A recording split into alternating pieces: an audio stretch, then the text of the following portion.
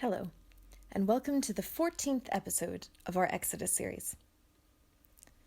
I need you to switch on your imagination. Think about this.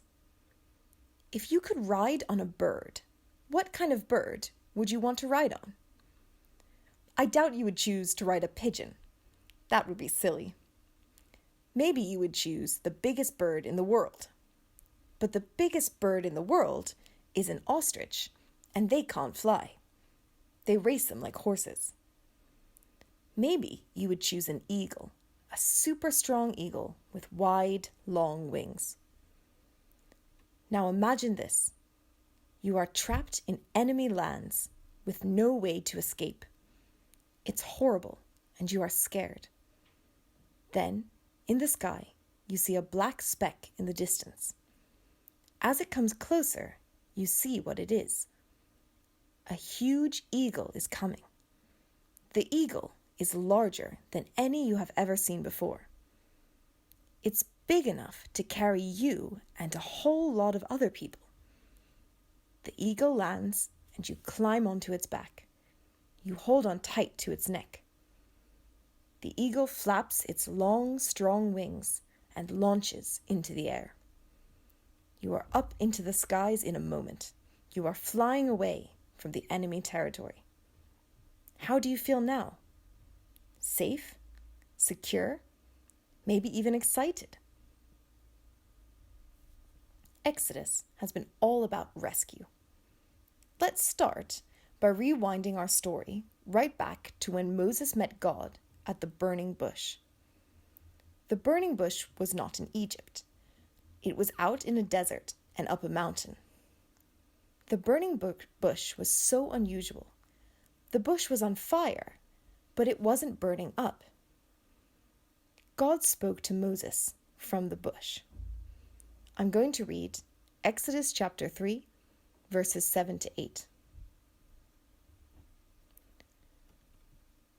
Yahweh said, I have indeed seen the misery of my people in Egypt. I have heard their crying out because of their slave drivers, and I am concerned about their suffering. So I have come down to rescue them from the hand of the Egyptians and to bring them up out of that land into a good and spacious land. God promised to rescue the Israelites from Egypt. Then God told Moses something else. It seemed completely unbelievable at the time. God said to Moses, this is chapter 3, verse 12. God said, I will be with you, and this will be the sign to you that it is I who have sent you. When you have brought the people out of Egypt, you will worship God on this mountain. God promises Moses that Moses will come back to this mountain. But it's not just Moses who will come back. God says Moses will come back to the same mountain with all the Israelites. With all the people, God will rescue from Egypt.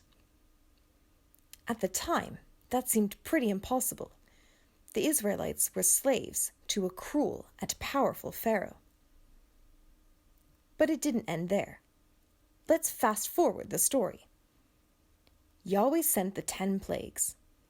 The Israelites left Egypt. They walked through the Red Sea on dry ground. They wandered in the desert, grumbling about food. And finally, the Israelites came to a place that must have been very familiar to Moses. Listen to what it says at the beginning of chapter 19. This is Exodus chapter 19, verses 1 to 2. On the first day of the 3rd month after the Israelites left Egypt, on that very day, they came to the desert of Sinai. After they set out from Rephidim, they entered the desert of Sinai, and Israel camped there in the desert, in front of the mountain.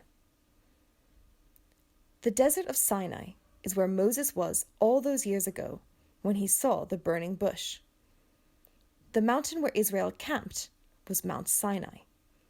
That's the very mountain where God had come down and spoke with Moses in the burning bush. Moses was back, just as God promised. The Israelites were there too, just as God promised. Then Moses went up the mountain, and Yahweh spoke to him. Yahweh gave Moses a message to take back down to the Israelites. Listen to what Yahweh says. See if you can use your imagination to picture it in your head. This is chapter 19, verse 4. You yourselves have seen what I did to Egypt, and how I carried you on eagle's wings and brought you to myself. What a great picture. Yahweh is saying that when he rescued the Israelites from Egypt, it was like he scooped them out of enemy land and carried them safely on his back, like an eagle. But he didn't just rescue them from Egypt. He didn't just rescue them and let them go do whatever they wanted. He did something far better. Listen to the last part of that verse as I read it again. I carried you on eagle's wings and brought you to myself. Did you hear it? Yahweh says he brought them to himself. This is wonderful good news. It means Yahweh rescued the Israelites for a reason. Yahweh wanted the Israelites to be with him, to know him, to love him, to be his people, to have a special relationship with him.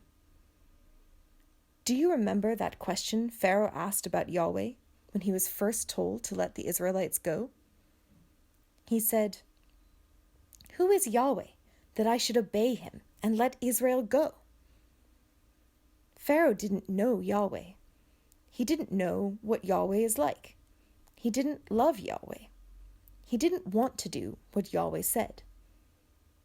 But it's the opposite for the Israelites now. The Israelites do know Yahweh. Yahweh has shown them who he is and what he is like. Better still, Yahweh has brought them to himself. The Israelites don't just know about Yahweh now. They know him. They have a special relationship with him. It's the same for us today with Jesus. When we first turn from sin and trust in Jesus, God rescues us. It's like we're on the eagle. But the rescue people need today is not from Egypt. God rescues his people from sin and his punishment on our sin. It is wonderful to be rescued by God. But that's not the end of the story. Just like the Israelites were brought to Yahweh to know him and love him and obey him, so Christians today are rescued from sin in order to know Yahweh, to love him, to be his people. If you have turned from sin and trusted Jesus, then you are one of God's people. He has rescued you to know him and love him, to have a special relationship with him. Knowing God is wonderful. It doesn't make everything easy, but knowing Yahweh does mean we can trust he will look after us and care for us. Let's finish by hearing what Yahweh is like. This is the God that Christians know. This is your God if you trust in Jesus. Yahweh, Yahweh, the compassionate and gracious God, slow to anger, abounding in love and faithfulness, maintaining love to thousands, and forgiving wickedness, rebellion, and sin. Yet he does not leave the guilty unpunished. In the next episode, we will learn more about how this special relationship with Yahweh will go. See you then.